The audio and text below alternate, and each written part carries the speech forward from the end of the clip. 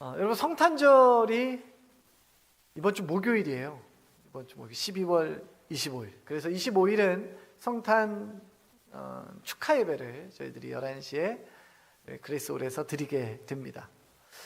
예전부터 성탄절, 다른 여러 기독교 절기들이 있지만 성탄절 하면 좀 어때요? 좀 설레고, 저는 그렇습니다. 좀 설레고 분주하고 좀 기대가 되고 합니다. 그리고 성탄절이 되면 이렇게 선물 교환도 하고 뭔가 나눔이 풍성한 것이 성탄의 분위기예요. 제가 학생 때는 새벽송, 밤을 새고 선배들 후배들과 같이 교회 밤새도록 있었던, 게임하면서 놀았던 기억도 있고, 또 새벽송을 돌았던, 그래서 집사님들 권사님들 같이 늦은 저녁에 막 너무너무 추운데 옷을 두껍게 입고 이렇게 새벽송을 같이 돌았던, 늦게까지 돌았던 기억이 있습니다. 시간은 지났지만 우리 그리스도인들에게 있어서 성탄절은 참 중요한 절기예요. 자, 그런데 요즘 세상을 보면 어때요? 세상을 보면 이 크리스마스, 성탄절에 뭔가 떠들썩하기는 합니다. 장식도 있고 노래도 나오고 있지만 한 가지 아쉬운 점은 점차 그리스도의 모습이 희미해진다라는 데 아쉬움이 있어요. 예전에 저희 교회에서 후원을 해서 사람이 많이 다니는 광장 한복판에 대형 크리스마스 트리를 교회에서 설치한 적이 있습니다. 그리고 그 트리 꼭대기에는 십자가 장식을 아주 멋있게 달았어요. 그 크리스마스 트리를 설치하고 얼마 지나지 않아서 이제 구청에서 연락이 왔습니다. 그 트리 꼭대기에 단 십자가를 좀 별로 바꿔주면 안 되냐는 거예요. 별로. 그래서 왜 그런가요? 라고 물어봤더니 많은 시민들이 거기에 다니는데 광장에 한복판에 특정 종교의 상징물을 다는 것에 대해서 민원이 들어온다는 거예요. 그래서 좀 별로 바꿔주면 안 되냐, 상당히 이렇게 곤란했던 적이 있습니다. 여러분, 바꿔서 생각해 보면 4월 초파일에 보면 연등을 달아요. 불교 절에서 연등을 이렇게 절에만 다는 게 아니라 길에도 답니다. 일반 도로에도 옆에 이렇게 가로등과 가로등 사이에 연등을 쭉 다는데, 여러분 그거 보면서 우리 교회에서 불교에 저 연등 안 달면 안 됩니까? 이렇게 컴플레인 한 적이 없는데 왜 성탄의 트리에 장식처럼 달려있는 십자가가 문제가 되는지 가만히 생각해 보면 사람들은 성탄의 의미보다는, 그리고 그 안에 있는 예수 그리스도보다는 성탄이 가지고 있는 소비, 성탄 특수에 더 관심이 있는 것처럼 보여요. 여러분, 그런데 이것이 단순히 그 비기독교인만의 문제는 아니에요. 기독교인인, 그리스도인인 우리 역시도 성탄의 의미에 대해서 상당히 가볍게 생각하고 있지는 않는지 돌아볼 필요가 있습니다. 우리가 생각하는 성탄은 뭐예요? 아기 예수님? 천사들의 노래? 동방박사? 선물? 별? 우리가 예수님의 성탄하면 이런 것들이 먼저 생각나지, 예수님이 이 땅에 왜 오셨는가에 대해선 그렇게 관심 갖지 않습니다. 왜 그럴까요? 바로 그것은, 그 이유가 성탄의 분위기와는 어울리지 않기 때문에 그래요. 예수님이 이 땅에 오신 이유는 무거워서 그렇습니다. 오늘 우리가 읽은 본문 이사야서 53장의 말씀은 예수님이 태어나시기 약 800년 전에 이사야 선지자를 통해서 예언된 예수님에 대한 기록이에요. 이사야 53장 1절은 이렇게 기록합니다. 우리 같이 읽도록 하겠습니다. 시작. 우리가 전한 것을 누가 믿었느냐? 여호와의 팔이 누구에게 나타났느냐? 자, 여호와의 팔이. 자, 여호와의 팔이 의미하는 것이 무엇인가? 그것이 바로 52장, 바로 앞장인 52장 10절에 그것을 설명하고 있습니다. 자, 같이 읽습니다. 시작. 여호와께서 열방의 목전에서 그의 거룩한 팔을 나타내셨으므로 땅 끝까지도 모두 우리 하나님의 구원을 보았도다. 여러분, 성경에서 팔이라고 하는 것은 능력을 의미합니다. 능력. 자, 그러면 앞으로 다시 돌아와서 그렇다면 1절을 다시 설명하면 어떤 뜻입니까? 구원의 팔이 나타났어도, 구원의 능력이 나타났어도 우리가 전한 그 구원을 누가 믿겠냐라는 거예요. 누가 믿겠냐? 여러분, 이 이사야의 표현에서, 이 1절의 표현에서 이사야 선지자의 어떤 감정이 여러분에게 느껴지십니까? 여러분, 이사야 53장 1절은 이사야 선지자의 탄식으로 시작을 합니다. 탄식으로. 선지자가 탄식한 이유가 뭐예요? 2절이에요. 우리 2절 같이 읽습니다. 시작. 그는 주 앞에 자라나기를 연한 순 같고 마른 땅에서 나온 뿌리 같아서 고운 모양도 없고 풍채도 없은즉 우리가 보기에 흠모할 만한 아름다운 것이 없도다. 우리가 잘 아는 것처럼 여기서 말하고 있는 그는 바로 800년 뒤에 오실 예수 그리스도를 의미합니다. 자, 그 예수 그리스도를 어떻게 묘사하고 있는가? 가장 먼저 연한 순 같고예요. 연한 순 같고. 연한 순이라는 것은 식물의 줄기에서 새로 돋아나는 연한 싹을 말합니다. 식물의 줄기에서 돋아나는 연한 싹.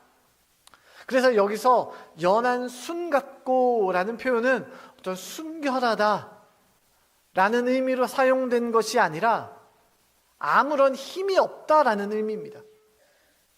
볼품도 없고 힘도 없고, 그래서 손가락으로 한번 툭 치면 떨어지는 그런 나약한 모습이다라는 뜻이에요. 연한 순 같다라는 것. 그는 나약하다라는 거예요. 줄기처럼 튼튼하지 않고 다른 줄기처럼 강한 외피가 있는 것이 아니라 너무도 나약해서 손으로 그냥 툭 꺾이면 꺾어지는. 자, 또 그의 모습은 어떻습니까?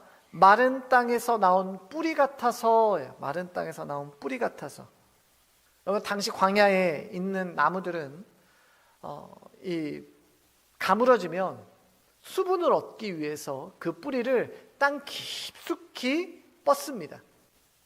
자, 그런데 몇 나무들은 그 뿌리를 반대 방향으로 뻗어요. 바로 새벽에 맺히는 이슬, 그 이슬의 수분이라도 흡수하기 위해서 오히려 반대로 뿌리가 땅 위로 솟아납니다.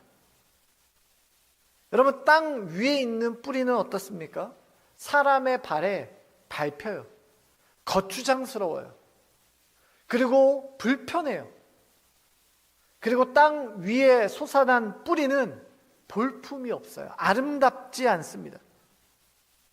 그래서 이 연한 순 같다, 마른 땅에서 나온 뿌리 같다라는 이 두 표현을 조합한 것이 바로 2절 마지막의 본문이에요. 흠모할 만한 아름다운 것이 없도다. 흠모할 만한 아름다운 것이 없도다. 예수님은 그렇게 아름답지 않은 모습으로 이 땅에 오셨습니다. 예수님이 오실 때 화려한 왕궁에서 태어난 것이 아니라 아주 볼품없는 마국간에서 태어나셨어요. 예수님이 태어나셨을 때 왕이 태어나신 것을 축하하기 위해 각 나라의 사신들이 예수님을 찾았던 건 역시 아닙니다. 왕의 아들이 태어났기 때문에 수많은 백성들이 환호하며 그를 반기는 것도 아니었어요. 그저 먼지가 풀풀 나는 양치던 목자 몇몇이 찾아와 아기 예수님께 경배한 것뿐이었습니다. 동방에서 온 박사들 몇 명이 찾아와 예수님께 선물을 드렸을 뿐이에요. 여러분, 결국 그는 어떻게 됩니까? 3절입니다. 우리 같이 읽습니다. 시작. 그는 멸시를 받아 사람들에게 버림을 받았으며 간고를 많이 겪었으며 질고를 아는 자라. 마치 사람들이 그에게서 얼굴을 가리는 것 같이 멸시를 당하였고 우리도 그를 귀히 여기지 아니하였도다. 사람들은 메시아에 대한 환상이 있었습니다. 메시아는 이런 모습으로 오실 것이야. 메시아는 우리를 구원해 주실 분이시기 때문에 멋진 백마를 타고 이 땅에 오실 것이야. 그는 큰 군대를 거느리고 와서 우리가 지금 억압당하고 고통당하고 있는 우리를 구원해 내실 것이야 라고 사람들이 생각했어요. 그런데 오신 메시아는 어떻습니까? 너무도 약한 모습으로, 그 누구도 상상하지도 못한 모습으로 이 땅에 오셨어요. 그리고 가장 저주받은 모습으로, 가장 비참한 죽음, 십자가에 못 박혀 죽음을 당하셨습니다. 오늘 이사야의 이 예언은 우리가 기대하고 우리가 생각하는 그 모든 것과 다 다르다라는 거예요. 너무 다르다라는 거죠. 여러분, 이것이 바로 우리가 행복하게 맞이하는 성탄의 진짜 모습입니다. 성탄은 화려한 불빛과 캐럴이 울려 퍼지면서 행복한 모습으로 지나가는 사람들이 메리 크리스마스 인사하는 것처럼 성탄은 낭만적이지 않습니다. 예수님은 한없이 초라하고 약하고 보잘것없고 더 나아가 비참하고 상처난 모습으로, 상처가 가득한 모습으로 이 땅에 오셨어요. 예수님은 그것을 위해서 오셨어요. 왜 그렇습니까? 그 이유가 이사야 53장 4절과 5절 말씀입니다. 우리 같이 읽습니다. 시작. 그는 실로 우리의 질고를 지고 우리의 슬픔을 당하였거늘 우리는 생각하기를 그는 징벌을 받아 하나님께 맞으며 고난을 당한다 하였노라. 그가 찔림은 5절입니다. 시작. 그가 찔림은 우리의 허물 때문이요 그가 상함은 우리의 죄악 때문이라. 그가 징계를 받음으로 우리는 평화를 누리고 그가 채찍에 맞음으로 우리는 나음을 받았도다.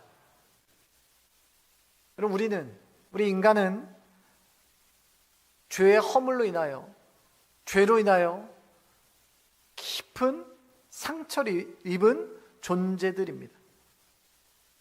그런데 우리가 가지고 있는 이 깊은 상처를 치료하시기 위해서 예수님은 우리와 똑같은 상처 입은 바로 그 모습으로 이 땅에 오셨어요.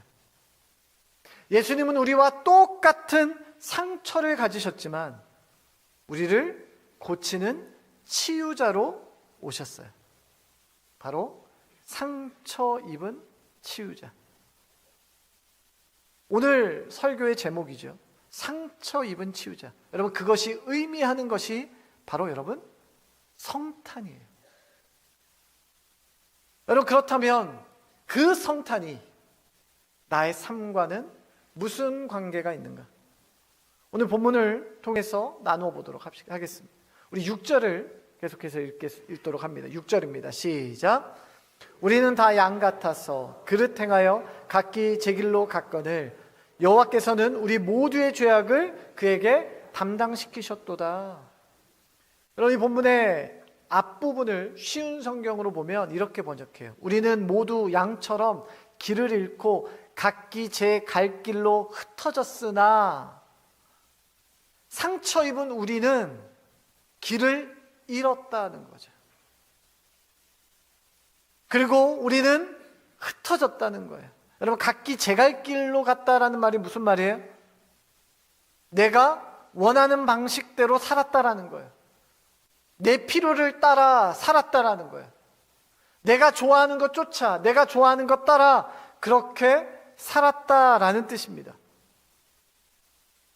여러분, 우리가 보통 그리스도인이라고 하면 어떤 그리스도인답다라는 그림을 가지고 있어요. 쉽게 말하면 성령의 9가지 열매를 맺는 그런 사람. 여러분, 성령의 9가지 열매가 뭐예요?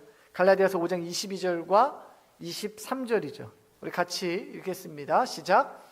오직 성령의 열매는 사랑과 희락과 화평과 오래 참음과 자비와 양성과 충성과 온유와 절제니 이 같은 것을 금지할 법이 없느니라. 여러분, 이것이 성령의 9가지 열매잖아요.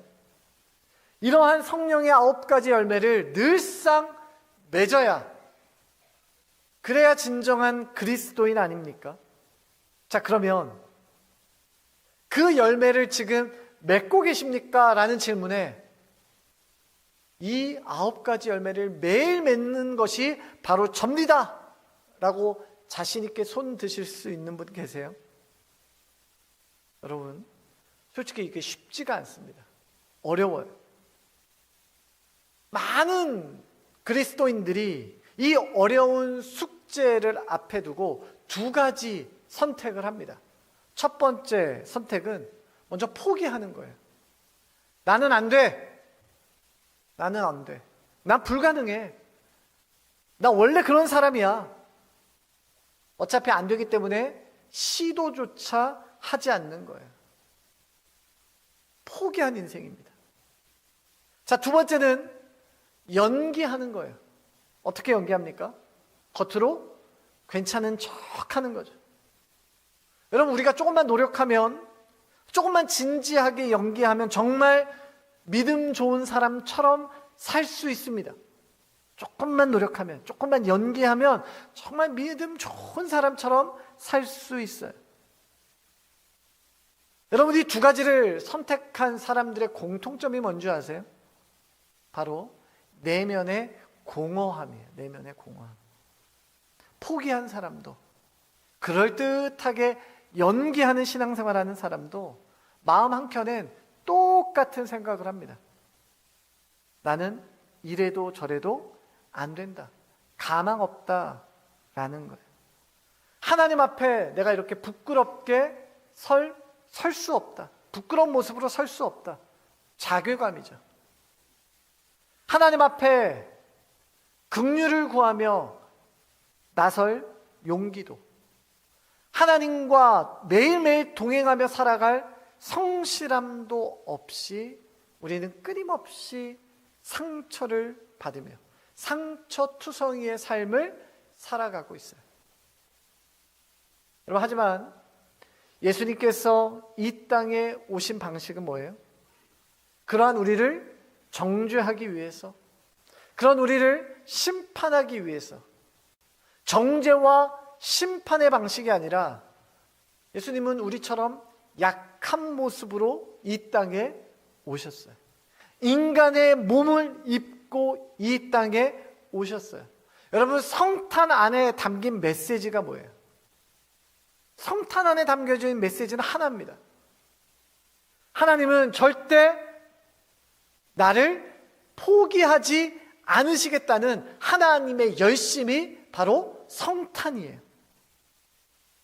나를 포기하지 않고 나를 품에 안으시는 것이 바로 성탄이에요. 내가 상처가 가득할지라도, 내가 고통 가운데 울부짖는다 하더라도, 내가 절망 속에 일어날 힘이 없더라도 하나님은 우리를 포기하지 않습니다. 그런 나를 있는 모습 그대로 품에 안으시는 분이 바로 우리 하나님이신 줄 믿습니다. 여러분, 오늘 설교의 제목인 상처 입은 치유자, 여러분, 이거는 기독교 영성가인 헨리 나우엔이 지은 책의 이름입니다. 책 제목이에요. 자, 그가 여러 책을 썼는데요. 헨리 나우엔이라는 사람이 여러 책을 썼는데, 그분이 쓴 책 중에 데이브레이크로 가는 길이라는 책이 있어요. 데이브레이크로 가는 길. 자, 여기서 말하는 데이브레이크는 뭐냐? 바로 라르쉬라고 하는 장애인들이 모여 사는 공동체입니다. 장애인들이 이렇게 같이 한 동네에 모여 사는 이런 공동체가 이 데이브레이크예요. 자, 이 책을 보면 이 헨리 나우엔이 장애인 공동체를 방문했을 때의 이야기가 소개되고 있어요. 이 헨리 나우엔은 예일대학교 교수였습니다. 예일대학교. 그리고 이후에는 하버드에서 교수 생활을 했어요. 오래 했어요. 많은 학생들을 가르친 그야말로 석학 중에 석학이었어요. 그가 노년에 신경쇠약을 앓게 됩니다. 번아웃 된 거예요. 지친 거예요. 힘을 낼 수가 없는 거예요. 그래서 그가 잠시 하버드 강단을 떠나요. 그리고 간 곳이 어디냐? 이 장애인 공동체, 앞에서 말씀드린 이 데이브레이크에 잠시 머물게 됩니다. 자, 그때 이 지적 장애인들과 나눴던 대화, 그들과의 첫 만남을 그가 이렇게 기록을 해요, 책에서. 자, 먼저 헨리 나우엔이 자신을 소개합니다. 반갑습니다. 저는 헨리 나우엔입니다. 저는 예일대학교에서 학생들을 가르쳤고, 제가 이곳에 오기 전엔 하버드 대학교에서 강의를 하다가 제가 이곳으로 오게 되었습니다. 그 말을 들은 한 장애인이 이렇게 묻습니다. 하버드가 뭐야? 헨리 나우엔이 이렇게 대답해요. 수많은 세계의 학자들이, 아주 똑똑한 학자들이 모여서 공부하는 학교입니다. 그러자 장애인이 또 묻습니다. 공부? 공부는 왜 해? 이 질문에 헨리 나우엔은 뭐라고 대답해야 될지, 그들을 어떻게 이해시켜야 될지 할 말을 찾지 못해서 한동안 머뭇거려요. 그리고 그날 밤에 그는 일기를 씁니다. 그리고 이렇게 기록해요. 난 이들에게 내가 얼마나 유명한 사람인지 설명하는 것이 상당히 어렵다라는 것을 깨달았다. 내 친구 중에는 한 국가가 나아가는 방향을 결정하는 유명한 정치인이 많이 있었고, 그 밖에도 전 세계의 유명한 리더들이 내게 자문을 구한다는 사실을 이들에게 설명하는 것이 어려웠다. 하지만 어쩌면 나는 오랜 정신적 방황이 이곳에서 끝날지도 모르겠다. 왜냐하면 이들은 하나님이 인간을 대하는 방식과 매우 유사하게 나를 대하고 있기 때문이다. 여러분, 헨리 나우엔은 1996년 심장마비로 세상을 떠나기 전까지 이 장애인 공동체에서 머물면서 그들과 함께했고, 그들에 대한 여러 책을 썼습니다. 여러분, 하나님이 우리를 대하는 방식, 이와 같다라는 거예요. 여러분, 성탄은 그것을 너무도 잘 보여주는 사건입니다. 나의 나약함과 나의 상처난 영혼을 하나님은 평가하시는 분이 아니세요. 왜요? 그분 역시 나만큼이나 깊은 상처를, 그 상처의 흔적을 가지고 계시는 분이시기 때문에 그렇습니다. 내가 하나님께 나아갈 때 내가 고백하는 상처가 무엇인지, 내 아픔이 무엇인지, 내가 가지고 있는 두려움과 고통이 무엇인지 이 땅에 몸을 입고 오신 예수 그리스도는 경험으로 그것을 아시는 분이세요. 왜요? 예수님도 이 땅에 오셨을 때 우리가 겪는 그 모든 것을 똑같이 겪으셨기 때문에 그렇습니다. 예수님이 인간의 몸으로, 연약한 아이의 몸으로 이 땅에 오신 이유도 마찬가지예요. 우리의 연약함을 그대로 겪으셨다라는 거죠. 여러분, 그래서 성탄이 우리에게 주는 메시지가 뭡니까? 너는 지금 그 모습, 상처난 그 모습 그대로 내게 와도 괜찮다는 거예요. 나는 너를 절대 포기하지 않는다라는 거죠. 내가 너를 포기하지 않으니 너도 포기하지 말고 내게로 와라 라는 거예요. 괜찮은 척, 안 힘든 척 연기하지 않아도 된다라는 거죠. 그 모습 그대로 내게로 와라. 넘어져도 다시 계속 기다려주시는 하나님. 실패해도 다시 우리를 부르시는 하나님. 내게 열매가 보이지 않아도, 또는 내가 맺은 열매가 초라하다 할지라도 그것을 책망하지 아니하시고 우리의 뿌리를 보시는 하나님. 어쩌면 우리에게 필요한 것은 하나님 믿음 안에서 어떤 결단을 하고 어떤 사명을 감당하고 믿음 안에서 엄격하게 나를 관리하는 것, 여러분 그것이 아니라 어쩌면 하나님 안에서, 하나님 품 안에서 내가 여유를 가지고 주님과 함께 하는 거죠. 왜요? 나를 끝까지 기다리시는 하나님이 나를 붙들고 계시다면 우리는 내가 가진 상처로 인하여 낙심하는 것이 아니라 나를 치유하실 하나님께 내 모든 것들을 드리고 그 안에서 회복하는 것, 여러분 이것이 성탄이 우리에게 던져주는 메시지인 것이에요. 여러분 찬양 중에 아바 아버지라는 찬양이 있어요. 언젠가 제가 그 찬양을 하는데 후렴 부분이 참 와닿더라고요. 후렴 부분의 가사가 주는 내 마음을 고치시고 볼 수 없는 상처 만지시네. 자, 그 다음 뭐예요? 나를 아시고 나를 이해하시네. 내 영혼 새롭게 세우시네. 하나님은 나를 아시고 나를 이해하시네. 여러분, 나를 있는 모습 그대로 부르시는 그 예수님의 사랑의 메시지가 바로 크리스마스 성탄이에요. 여러분 자칫 분주할 수 있고 들뜨기 쉬운 이 성탄절에 예수님이 나를 향하여 끊임없이 사랑하시는 그 크고 놀라운 사랑을 다시 한번 경험하는 여러분 되시기를 주님의 이름으로 축복합니다. 여러분 예수님이 우리의 상처를 회복시키기 위해서 상처 입은 치유자의 모습으로 오셨다라는 사실이 자, 우리에게 말하는 것이 무엇인가라는 거예요.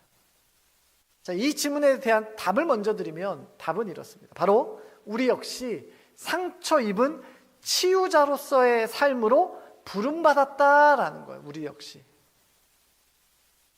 여러분 먼저 한 가지 오해하시면 안 되는 게 하나 있습니다. 여러분 우리는 예수님처럼 누군가를 구원하는 치료자로 부르는 것이 아니에요.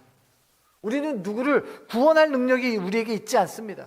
여러분 영혼을 구원할 수 있는, 영혼을 치유하실 수 있는 분은 오직 하나님 한 분밖에 없으세요. 우리는 죄를 속죄할 수 없습니다. 우리는 한 사람의 인생을 전인격적으로 고칠 수 없어요. 여러분 우리는 그것을 위해서 부름받은 것이 아닙니다. 우리는 예수님과 같은 일을 하도록 부름받은 것이 아니라 예수님과 같은 방식으로 살도록 부름받았어요. 같은 방식으로 살도록. 고린도후서 1장 4절은 이렇게 기록합니다. 우리 같이 읽도록 하겠습니다. 시작. 우리의 모든 환난 중에서 우리를 위로하사 우리로 하여금 하나님께 받은 위로로서 모든 환난 중에 있는 자들을 능히 위로하게 하시는 이시로다. 자, 우리의 모든 환난 중에서 우리를 위로하사, 자, 우리로 하여금 하나님께 받은 위로로서, 자, 여러분 우리가 누구로부터 위로를 받았어요? 하나님으로부터 위로를 받았어요. 하나님으로부터 위로를 받았어요. 자, 위로의 출발은 하나님이세요. 참된 위로의 출발은 하나님이세요. 자, 그 다음 보면 모든 환난 중에 있는 자들을 자, 어떻게 하셨다고요? 능히 위로하게 하시는 분이세요. 위로하게 하시는 분. 자, 누가 위로의 출발은 하나님이시지만 하나님은 그것을 누구로 하게 하시는가? 바로 구원받은 백성들. 성도가 하나님께로 받은, 성도가 바로 하나님께로부터 받은 위로의 통로라는 거예요. 통로라는 거. 우리의 사명이 있다면 위로의 통로가 되는 것입니다. 예수님이 우리를 위하여 상처 입은 치유자로 오셨다면 우리 또한 누군가 상처 입은 그의 치유자로서의 삶을 살아야 되는 것이죠. 여러분, 예수님께서 이 땅에 오셔서 보여주신 것이 바로 그겁니다.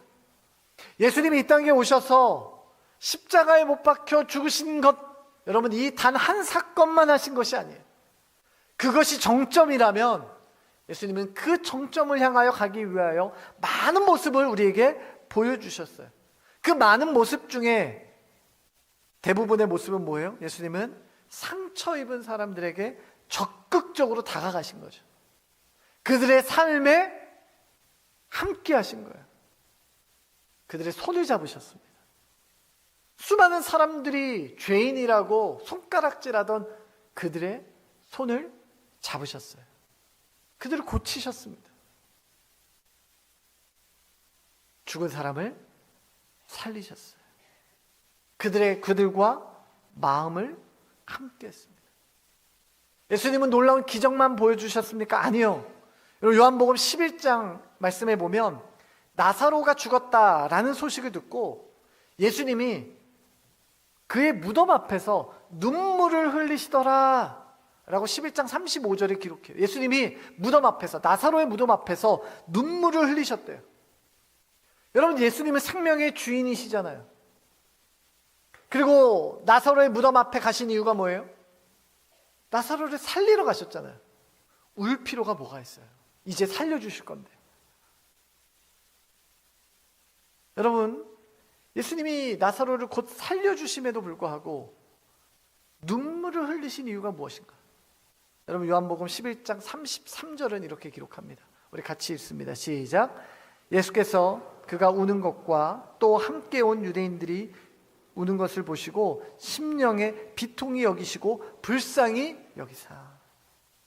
예수님의 심령에 비통히 여기시고 불쌍히 여기셨어요. 무엇 때문에? 예수님이 아끼고 사랑했던 마리아와 마르다가 그렇게 오빠를 잃고 우는 모습을 보시고, 여러 유대인들, 나사로를 아끼고 사랑했던 지인들이었겠죠. 그들이 나사로의 죽음 때문에 슬퍼하는 모습을 보시고 예수님 역시 마음 아파하셨어요. 그들의 아픔을 예수님은 공감하셨어요. 그리고 그들을 위로하셨어요. 예수님이 하신 것은 단순히 기적, 많은 사람들이 보고 놀랄 만한 기적을 보이시는 것에서 끝나는 것이 아니라 이 세상에 상처를 입고 가는 사람들과 공감하셨어요. 그들과 함께 울어주신 것이 바로 예수님이세요. 그렇다면 우리는 어떠한 삶으로 부름받았습니까? 우리 역시 예수님처럼 누군가의 위로자가 되기 위하여 부름받은 존재인 줄로 믿습니다. 여러분, 그러면 우리의 공감의 위로가 필요한 사람들은 누굴까요? 필요한 사람들. 여러분, 우리 주변에 힘들고 어려운 이웃들이 참 많은데요. 힘들고 어려운 이웃 이렇게 이야기하니까 너무 멀어요. 여러분, 그래서 이 시간 멀리 갈 것 없어요. 가장 가까이에서 얼굴 마주하는 사람, 바로 가족이에요. 가족. 여러분, 정말 공감의 위로가 필요한 사람들이 누구냐? 바로 우리 가족들이에요. 가족들. 여러분, 요즘 깨진 가정들이 참 많습니다. 깨진 가정들이 정말 많아요. 갈등하는 가정들 많습니다. 멀쩡해 보이지만 안으로 들어가 보면 갈등하고 상처 주고 상처받는 그런 가정들 참 많아요. 여러분, TV를 보면 정말 이상한 가정들이 참 많이 나오죠. 저는 그래서 안 보고 싶어요. 그런 가정들은. 너무 비정상적이에요. 너무 비상식적인 가정들이 막 나와요. 야, 저러고 어떻게 살아? 이런 거 여러분 보신 적 있을 거예요. 야, 저렇게 어떻게 살아? 그 가정을 주변에 여러 전문가들이 나와서 솔루션을 해줘요. 뭐 이렇게 하면 괜찮아진다. 뭐 TV는 그렇게 끝나겠지만 정말 그렇게 하면 괜찮아질지 모르겠어요. 저는 더 안타까운 건 그런 프로그램들이 요즘 뭐 많아지면서 야, 결혼을 아직 안 하고 결혼을 앞두고 있는 청년들이 그런 TV 보면 야, 어디 겁나서 결혼하겠나? 라는 생각이 들어요. 겁나서 어디 결혼하겠나? 여러분, 우리가 보여줄 가정은 어때요? 여러분, 우리가 보여줘야 될 가정은 정말 사랑하는 가정이잖아요. 아끼고 서로 돌봐주고 서로가 위로가 되어주는 가정. 저는 우리 가창교회에 있는 모든 가정들이 서로의 위로가 되어주는 그러한 가족 구성원들이 되시기를 주님의 이름으로 축원합니다. 여러분, 정말 우리 오늘날의 많은 가정들에게 위로가 있었으면 좋겠어요. 여러분, 그 사명이 누구에게 있냐? 바로 우리에게 있는 거예요. 가창교회 성도들, 우리 가창교회 성도들의 가정이 그 위로의 모델이 되기를 축원합니다. 많은 교회 다니지 않는 사람들이 우리의 사는 모습을 보고 야, 저 가정은 뭐가 저렇게 가진 것도 없는데 행복하냐, 뭐 이렇게 잘난 것도 없는데 뭐 저렇게 감사가 넘치냐, 서로 정말 사랑하는 게 눈에 보인다. 야, 어떻게 저렇게 가정이 살아가냐? 이유는 하나죠. 예수 그리스도께서 우리를 사랑하시는 방식대로 사랑하면 우리 가정에 그러한 것들이 될 수 있어요. 여러분, 우리의 언어들은 어떻게 될까요? 남편이 아내를, 아내가 남편을 사랑하고 존경하는 언어들이, 위로하는 언어들이 있어야 돼요. 부모가 자녀들에게도 잔소리처럼 하는 말이 아니라 정말 사랑을 담아서 위로의 한마디. 왜냐하면 우리 영적인 가족이라고 할 수 있는 교우들도 마찬가지죠. 우리 영적인 가족이잖아요. 우리가 이렇게 주일 한 번 이렇게 얼굴 보며 만났을 때 잘 지내시죠? 건강하시죠? 물론 이런 말로도 위로가 될 수 있어요. 그런데 좀 오늘 하루만큼은, 아니 연말까지 한번 내가 만나고 인사하는 그 집사님, 그 성도님, 그 권사님, 그분에게 내가 위로가 될 수 있는 한마디를 내가 준비해야 되겠다. 여러분, 이게 준비하지 않으면 잘 안 나옵니다. 준비해야 돼요. 준비. 한마디를 준비하는 거죠. 그냥 잘 지내시죠? 이 한마디 아니고 나 뭐라고 말하면 위로 얻을 수 있을까? 저분들이 한마디를 준비하는 거예요. 여러분, 예수님이 우리에게 보여주신 모습으로 사는 것, 그것이 바로 성탄이 오늘날 우리에게 주는 메시지예요. 상처 입은 치유자로 오신 예수님께서 우리를 고치시고, 그 고치시는 것에서 끝나는 것이 아니라 우리를 세상에, 우리 가정에 상처투성이지만 우리를 예수님과 같은 치유자로 보내셨어요. 여러분, 보낸 그곳에서 우리는 예수님처럼 사는 것이에요. 우리가 성탄을 보내는 이때에 세상에 보냄받은 자로서 하나님께서 주시는 치유자의 사명을 감당하는 여러분 되시기를 주님의 이름으로 축원합니다. 이 시간 우리 말씀을 기억하며 우리 같이 찬양하도록 하겠습니다. 우리 아까 설교 시간에 잠깐 제가 가사를 읊어드렸던 아바 아버지라는 찬양, 우리 같이 찬양합시다. 아바 아버지, 아바 아버지, 아바 아버지, 나를 안으시고 바라보시는 아바 아버지, 아바 아버지, 아바 아버지, 나를 도우시고 힘주시는 아버지, 아바 아버지, 아바 아버지, 아바 아버지, 나를 안으시고 바라보시는 아바 아버지, 아바 아버지, 아바 아버지, 나를 도우시고 힘주시는 아버지, 주는 내 마음을 고치시고 볼 수 없는 상처 만지시네. 나를 아시고 나를 이해하시네. 내 영혼 새롭게 세우시네. 다시 한번 합시다. 아바 아버지, 아바 아버지, 아바 아버지, 나를 안으시고 바라보시는 아바 아버지, 아바 아버지, 아바 아버지, 나를 도우시고 힘주시는 아버지. 주는 내 마음을 고치시고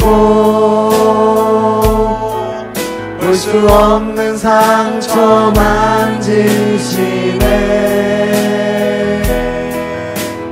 나를 아시고 나를 이해하시네.